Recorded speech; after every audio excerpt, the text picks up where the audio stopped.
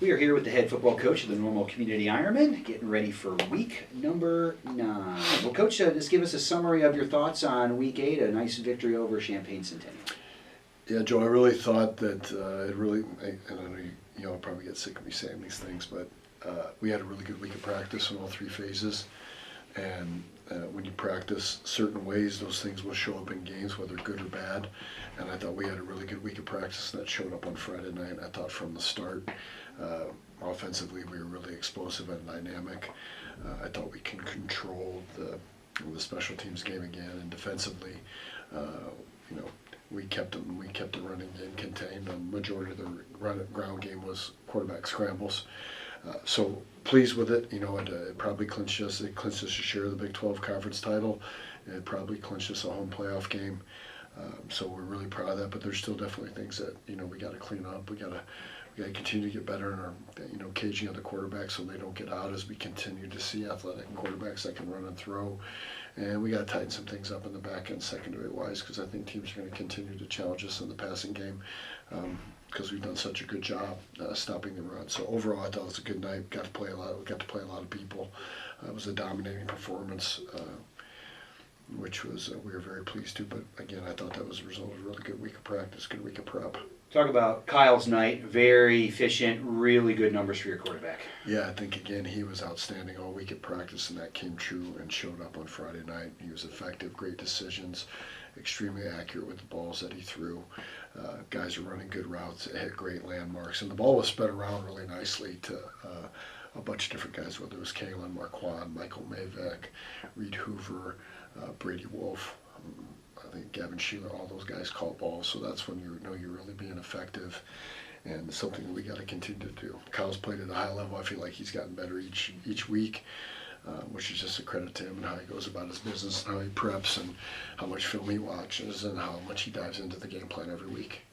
The Ironmen, we've had a few blowout wins that began as a close matchup, like West was 14-7, Danville 7-6, Bloomington we trailed. What made the difference in this game that saw the Iron jump out to that 28-0 first quarter lead?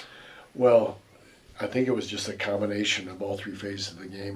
We get a 3-and-out to start the game, and I don't think they had a very good punt, and then we hit Kalen on a pipe route through the middle. And then the defense, again, I just think it was all about practice and how well we were and how we executed to start the game. I think sometimes in a game early on, if you don't execute early, that will kind of lead to the game at times maybe muddling at the beginning. But when you execute early at a high level, I think that allows you to jump on teams early and often. So again, I feel like that execution was a direct result of how we execute in practice. When you don't execute in practice, that will show up on Friday nights. When you do, it does the same thing. And I also think all year long, Zach, our mindset has been very good going into those games. We've been very focused, attention to detail. On Thursday on our run-throughs and Friday, everything leading up to the game. So I've been very proud of this group because it's easy. Like going there wasn't a ton of atmosphere. They had been on fall break all week. Now it was senior night, and they had a decent amount of fans. So you got to kind of sometimes generate your own juice and own energy. And I feel like our guys have really done a good job with that all year. Yeah, Friday night was another excellent defensive performance for the Ironmen. They did give up 140 rushing yards, but Centennial rushed a total of 44 times. So why did the Chargers continue to run against your strong defensive line, and how did you keep them in check? Well, I think other than a couple fits here and there, I thought we defended the run really well, and I think a decent amount of those rushing yards were on quarterback scrambles. I would say on defensively, our front 6, our front 7 is probably the strength of our defense, and we have executed our game plans at a really high level. Also, we've tackled really well all year. And we've got a lot of guys running to the football, making tackles, which has been effective. And as teams have tried to run and we've been successful at stopping it, I think what you're going to continue to see is teams try to maybe throw the ball a little bit more on us and try to take advantage of that. So again, defensively, we've had a bunch of great weeks of practice. We've stacked it together. We've continued to play physical and tackled well. We've executed the game plan. We got a lot of guys around the football, which is always a good recipe to stop the run and play well defensively.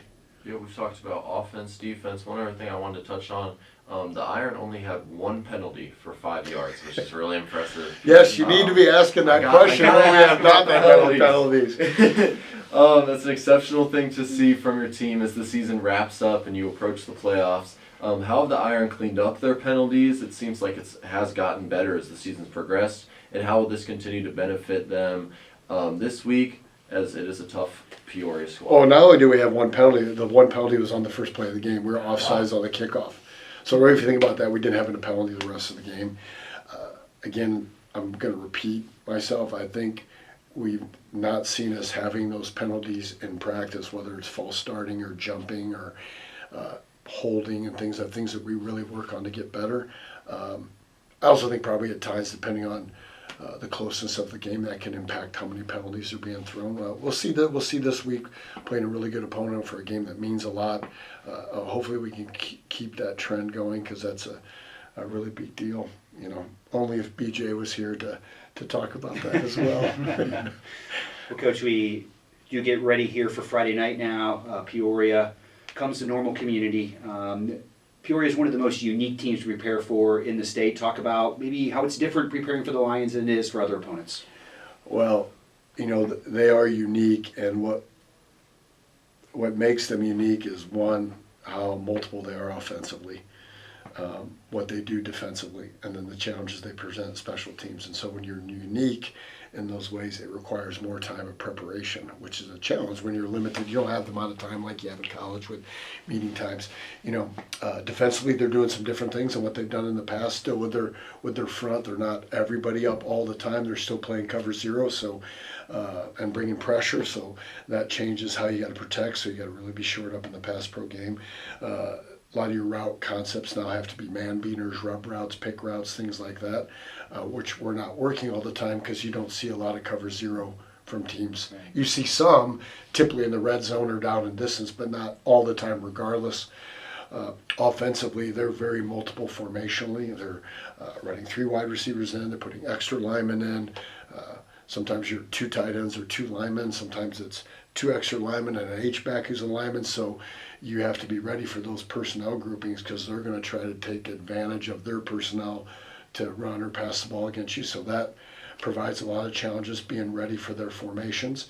And if we personnel match them, which we try to do, last year we would match their personnel, and then late they would change out of that personnel, which in college football you wouldn't be able to do, because we'd be able to match. The referees would stop. In high school, they don't do that. Yeah. So now we have to also prepare if we get caught in the wrong personnel. So if we're in a heavy package defensively and they change late, how do we defend a spread formation from that heavy package? So that's challenging. And then special teams wise, the biggest challenge is their onside kicking all the time, and how they're trying to get extra possessions for their team. Now this year they're kicking it deep a little bit more, but I would fully expect them to onside kick, so that requires us to rep your hands team every day, which we typically don't do. We typically rep hands only on Thursday. Well, this week we rep it every single week. And then on our kickoff, they've got dynamic returners that can catch the ball and score from anywhere. If you go back and look at the history of our game, we lost to them in 22, I think by 28 points, maybe 35. And they recovered 4 onside kicks or 5 onside kicks that all resulted in touchdowns. And then last year, we defended it, we handled that well. They got 1 onside kick from a look we hadn't seen, and they get that onside kick, and what they do, they go right down the field and score. So I think that's a crucial part of the game, and it just takes time to prepare for them. And they're talented, they're big, they're fast, they're athletic, and they're really well coached in what they do. So they just present a lot of challenges, but it's definitely one we're looking forward to. Certainly a chance to win an outright conference championship. I'm sure something that you talk about a little bit, and one of those goals, so especially for the seniors, maybe what are their thoughts going in, maybe to achieve that first goal, maybe on that pecking order? Yeah, I think now we're to the point where you can actually specifically talk about winning an outright Big 12 conference championship. I think, it's great to share it, and I think if you talk to all our seniors, they have no interest, and we don't really have any interest in sharing a conference championship. So I think the motivation is high for that. It's something we take a lot of pride in here, that we're the defending Big 12 conference champions and we want to do it again. It is the first and foremost goal that we have throughout the year, but once we're out of week 1, all we talk about is 1-0 and staying in position to have an opportunity to do that. And now that we're to week 9, we finally have that opportunity to win an outright Big 12 conference title. It's awesome that it's going to be at home in front of our own fans. It's awesome that it's against a really good opponent that we have a tremendous amount of respect for. It's going to be a big challenge. We're going to have to play well, but I know we're excited, looking forward to it, because it is the first goal that we set for ourselves every single year. Yeah, Peoria has put up nearly the same number of points as the Iron in conference matchups this season. What makes their offense so special, and what will be the keys to stop such a dominant offense? They do go for 4th quite often, correct? Correct, they do. So I would say it's 3 things that makes them really good offensively. Number 1, they're really good up front. They can block extremely. They're really physical at the point of attack. Number 2, they have dynamic playmakers all over the field, from quarterback to running back to wide receiver. And then 3, they're just really multiple formationally, and so you have to be prepared on how to align and fit against that. And in general, their I guess the 4th thing would be their schemes are really good. They do what they do, and they do it really, really, really well. So they present a lot of challenge based on formation, personnel, scheme, how physical they are, and we got to be ready to meet those challenges defensively, which I think our kids are excited about and will have the opportunity to do. So after Friday, obviously, it's playoff time. Mm-hmm. So you've been down this road many times. So what, after you know everything that's going to happen in front of you, who you're going to play, what does the prep look like then for your staff? Is it any different than it is week by week? Well, one, I would say we haven't even thought about that. Like, everything this week has been 100% focused on Peoria High and winning on Friday, and we'll get to that on Saturday, hopefully. Saturday, that day is always kind of a nice day because you don't know who you're going to play. There's no film to prep. There's nothing to watch. You can kind of take a deep breath and relax, and we get together with our staff and families to watch the pairings. The biggest thing that it does, it just pushes back your prep. We typically meet as an offensive staff on Sunday mornings at 7 a.m. and defensively at 7 p.m. That'll just push everything back to the evening because we probably won't get filmed till late Saturday night, and got to have time to break it down. So then all our meetings will be in the evening, and then also depends on when we decide to play, whether you play on Friday or Saturday. But we'll start thinking about those things on hopefully maybe Friday night around 10 o'clock or Saturday morning. We'll still bring our kids in on Saturday morning and do some different things, but hopefully we're in a position that we're 8-1 and we're a high seed in the playoffs, and we'll see who shows up. I'm not a big one. I don't track. Like, I don't watch the pairings and try to project. I know lots of people love to do that, kind of like the NCAA brackets throughout the year. But hey, whoever will play, will show up and play, and it's going to be a good opponent regardless in 7A. A lot of energy on the field, both in the crowd and your team. So really, ultimately, what do you want to see from your team on Friday night? Well, I want to see us play with enthusiasm, energy, and emotion, because it is a big deal and it's fun. It's a great opportunity for our kids, and not every team or every player gets to play where, hey, week 9 you're playing a great opponent with a chance to clinch a conference title at home, and we need to embrace that and be excited about it. Offensively, I want to see us execute our pass protections against their front and win our one-on-one matchups with our wide receivers and run the ball effectively. Defensively, I want to see us be able to align correctly to all their formations that they're going to present. Hopefully we'll get a feel of what they want to do throughout it, and then just play hard and play physical and do all the little things that we started doing in June.